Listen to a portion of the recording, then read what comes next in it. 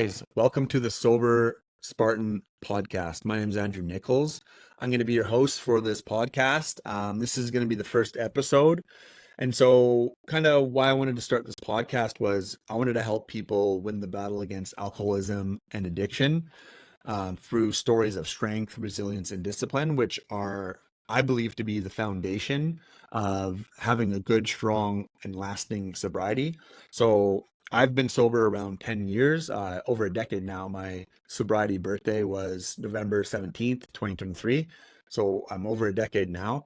Um, and my vision for the podcast is I want to do solo episodes like this, like me kind of talking through different stories, stuff that I've learned through sobriety and stuff like that, so I can share information that I have with other people, and hopefully they can learn something and get sober using some of this information, right? So, and then I'm going to want to get some guests on, whether they're experts in the field, people who've had some time in sobriety, who can share different views and opinions and insights to help people get and stay sober. So I'm going to want to have guests on this podcast later on down the line as well. So I figured, like, with the first episode, I'm going to have to build some sort of credibility. So you're not like listening to this, like, who the fuck's this guy? Like, should I listen to this guy? It's like, why should I listen to him? So like I said, I've been sober about 10 years, and in the beginning, like, I didn't even want to get sober or anything like that, like in the traditional sense. Like, I thought I could do it all on my own. I didn't need any help, anything like that. So it was kind of funny. When I first started to get sober, um, I actually like thought it was some sort of cult, right? So I didn't want to get sober. They're like Bible thumpers, like that kind of shit, right? So the way it ended up happening is, so I ended up drinking like quite a bit. It started to get like, I think like most people who are in their addiction, in their alcoholism, it gets to a point where you hit your rock bottom. That's why they say like you have to hit your rock bottom before you feel enough pain or motivation to be able to make that change in your life. Because if you don't hit your rock bottom, then, and I've seen it lots of times before, where someone doesn't necessarily hit the rock bottom and like they're just doing it because it's like they think that's what other people want of them, and they don't really want it for themselves, so they don't end up staying sober. Right, and different people will have different rock bottoms, right? Like I feel like mine wasn't as low as some people's that I've seen, and some of the stories that I've heard of from other people, right? So I consider myself lucky in that sense. But I was just like an absolute animal. Like, I started drinking young. I think most people, especially in my circle, we all just started drinking around 13, something like that. And I think when you're young, like, you experiment with all this stuff, and like, everyone's doing it. You want to fit in with the crowd, that kind of thing. And then some people, it doesn't affect them, and they can go on and live a happy, healthy life, being able to drink every now and again, have one drink without fucking absolutely just thinking about it every single second, which is kind of like where my head's at with it. If I could go out and have one drink, but then I wouldn't stop thinking about it, right? I'd want the next one and the next one and the next one, right? So that's kind of, I think, the difference between an alcoholic mind and a normie mind, someone who doesn't have alcoholism and they can just go and be social and drink occasionally, right? Like, that's all I wanted to do, and that's all I spent my money on. It was like a hobby for me, where like if I wasn't working, I was wanting to drink, and that's what I ended up doing in the end. So I ended up drinking my last time out before I decided I wanted to get sober. Me and one of my buddies, we went out and we just got obliterated the whole weekend, doing drugs, all that kind of stuff. Because like, for me, I never really was. I wouldn't say that drugs were my problem. I would say alcohol was my problem, because I would never think or even do drugs when I was sober. But when I was drunk, that's when I wanted to go out and I wanted to get the drugs, right? So I did drugs one time. I did cocaine one time sober, and I just got so anxious and like wiggy and stuff like that. So I never wanted to do it sober. So that wasn't my problem. The alcohol was. It got so bad to a point, like it's every time I drank, I had a couple of drinks, I would go and get drugs too. So that's another part of the of why I wanted to to get sober. So when I first got sober, we had that tear over the weekend, and my buddy calls me up and he's like, "Dude," he's like, my nose is bleeding, like I feel fucked, like I have no more money, I need to stop drinking." And I was literally thinking the same thing, and I told him, I'm like, "Dude, like same thing. I've been thinking about this for a while." So I ended up deciding, okay, I'm gonna get sober, and so that was September 11th. And what ended up happening is like a little bit later, I ended up going out for someone's birthday. And so I went out with the full intention of not drinking. I didn't bring my wallet, so I couldn't buy any drinks. My intention was to not drink, anything like that. But like for me, part of why I drink so much was because when I went out to be social and stuff, like I was kind of socially awkward. I didn't know what to say. I didn't know what to do with my hands. I was really internal with when I went out and was social and stuff like that, right? So it'd make me like all weird and stuff. But as soon as I had some drinks in me and stuff, I could be more social. I knew what to say, even if I was a fucking sounded like an idiot. I wouldn't really wouldn't be so self-conscious, that kind of stuff, right? So for me, drinking that was part of the biggest piece of drinking, right? So I ended up going out on this friend's birthday and with the full intention of not drinking, but then I ended up like feeling so weird and like all that kind of thing. So I ended up getting some money from one of my friends that was there, and I ended up getting drunk, and then I ended up doing drugs um, later in the night. So surprise, surprise, right? And then the next day I was like, fuck, like what the fuck did I do? So then my actual sobriety date, that's why it's the 17th, and then my buddy's was the 11th there. So I ended up going to AA, and like I said, like I thought it was like a cult. I thought they were just Bible thumpers, that kind of thing. So I didn't want to do AA. I wasn't planning on it at all. But it ended up me and the friend that got sober. Uh, we had another mutual friend who had probably around 2 or 3 years at the time sober. And so he was going to AA, and he ended up getting the my buddy that I got sober with into the room with him. And then he called me up and said, "Dude, you gotta come to AA." He's like, "I know what you think. It's not what you're thinking. They're not gonna force religion down your throat. They're not just some cult, that kind of thing." Because we had conversations about it before, and he kind of knew where I was at with that. And I told him I didn't want to do it. But he's like, "No, you have to. Like this is we got to do this. We got to take a run at it."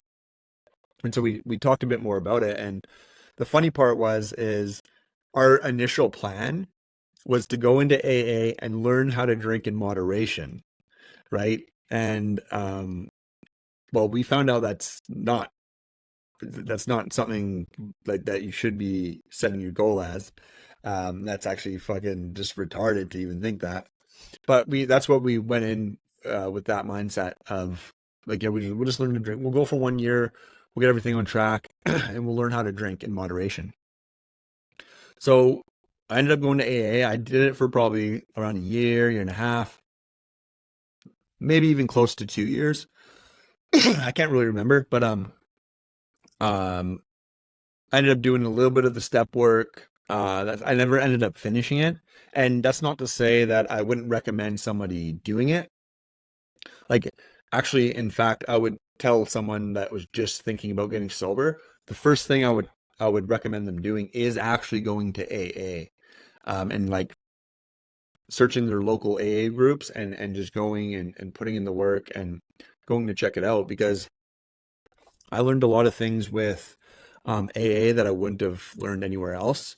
Because basically what AA is, you go in there and you're able to hear stories from different people who are struggling from alcoholism, right? And you get you get some insights and like people that kind of think the same way, and like some of the stories that they tell you, it's like like you're just smiling because you resonate, right? Like you're like, that's exactly the same shit that I was fucking going through. So you learn a lot. And one of the main things that I learned from AA was that I had to admit that I was the problem, right?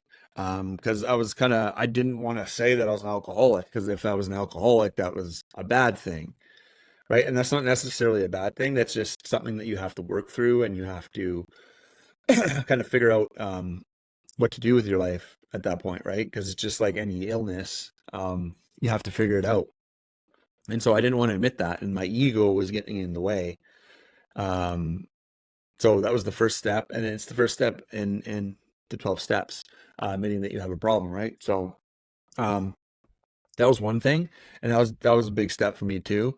Another thing was I got to learn from older members that had a lot more sobriety under their belts, and so some of their stories, like how, because like I said, I was going in there thinking I was going to drink in moderation, but then I kept seeing patterns with the stories that these people would tell, and like every single one of them that said that they got 5 years or they got 10 years or something and decided like, hey, I'll actually just go out and drink whenever I've been good. I could probably handle it now.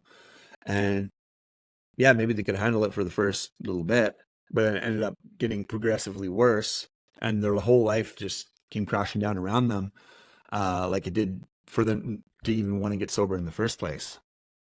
So I think that was another huge thing, is listening to all these stories of all the shit that people were going through, and like me realizing like I'm seeing a pattern here. And every time that I tried to get sober in the past, it was the same thing. I thought I could go out and I would be fine, but at the end of the day, like I just, it got worse every time. So that was really eye opening for me. Um, and that's another thing that I learned from going to the room, the AA room. So another thing was like to be of use, right? To um, always be helping people. And that's a good way to kind of get your mind off yourself, stop being selfish, do things for other people. That was another big thing that I got out of the group as well. And then so this is the biggest piece, and this wasn't necessarily in the room, but I ended up getting a job on a commercial crab fishing boat. And you might think that's counterintuitive, because usually crab fishermen, or just fishermen in general, usually are piss tanks and they drink a lot and stuff like that. But it ended up being one of the best things that I could have done in my sobriety, like especially in the beginning, because um, I think the biggest piece of getting sober is changing the environment that you're in. Because like I said, I've tried a few times getting sober in the past, and every single time I would go back and hang out with the same friends, do the same shit, and then I would get the same result, right? So I ended up, it just felt like everything was lining up for me.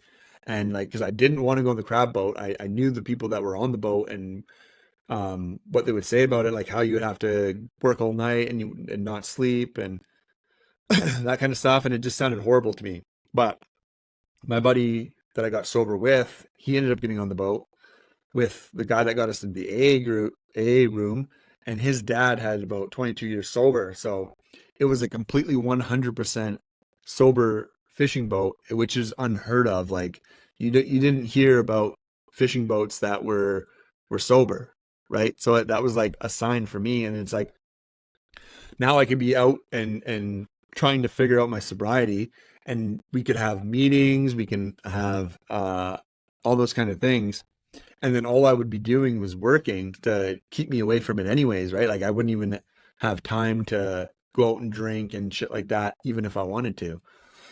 At least that's where my head was at the time. So I was like, you know what? Fuck it. Let's go. Let's go crab fishing. So I ended up being a commercial crab fishing for about 7 years, and I worked my way up the boat. In the beginning, I was the bait bitch, which is what we call new people. We get them to do the bait because um it's like one of the like worst jobs on the boat. Like I didn't really mind it, but that's just what we call it.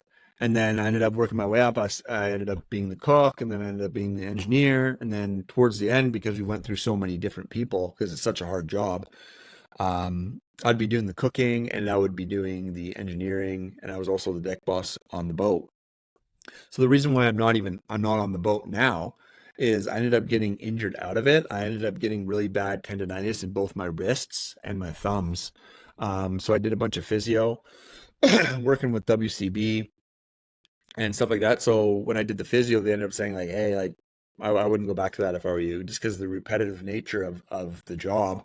Um, I would just get injured again." So ended up figuring out like, hey, like maybe I'll do something else. So I'm doing a marketing, digital marketing management program, as well as I had my own experience. I started my own lead generation business that ended up failing. But I think most people, when they start their first business, like it's mostly just a learning curve. You're investing all that money because I dumped a bunch of money into it and lost it, learning about marketing and generating leads and all that kind of stuff. So I learned a lot of shit, and I wouldn't say it was a waste of money, but I think most people, when they're getting into entrepreneurship, their first business does fail. But I learned a lot, and um, I'm doing that marketing program now too to learn even more about marketing, because the way I figured it is if I'm able to generate a lead and then sell that lead, I can be an asset anywhere. So, um, but one of the things I've got going on now is I ended up starting a coaching business, and it has to do with sobriety, like because I want to help as many people as I can get sober. So it was like one of those other things. Like when I first got sober, I felt like everything just lined up for me. And it was the same thing with this, because I've just been going through some pretty tough shit, and I was able to use all the tools that I've learned sober to keep me on the straight and narrow. Because every fucking day I woke up and I wanted to drink. My mind was telling me, Andrew, just go have a drink. Like, you're going through some hard shit. Just run away from it. Get drunk, right? But I didn't let myself, because I had these tools that I learned over 10 years to get me through it. And it was definitely, I would say, it's the hardest thing that I've ever gone through in my sobriety. And I'm not going to talk a lot about it here.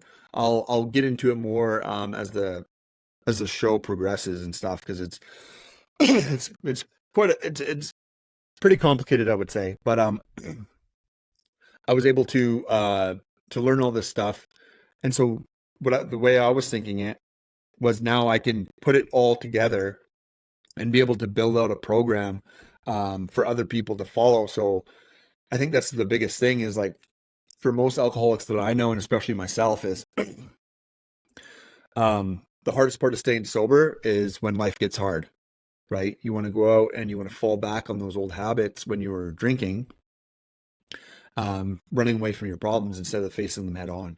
So right now I'm putting a lot of work, like my fucking heart and soul, into building out a program to help other people get sober and stay sober. So it's going to be digital training that I'm going to be filming, kind of walking people through the different stuff that I've learned, building a foundation to be able to stand on when you go out and get sober, different things that I've learned on my journey, some of the stuff that I've talked about here, but I'm going to go into more depth.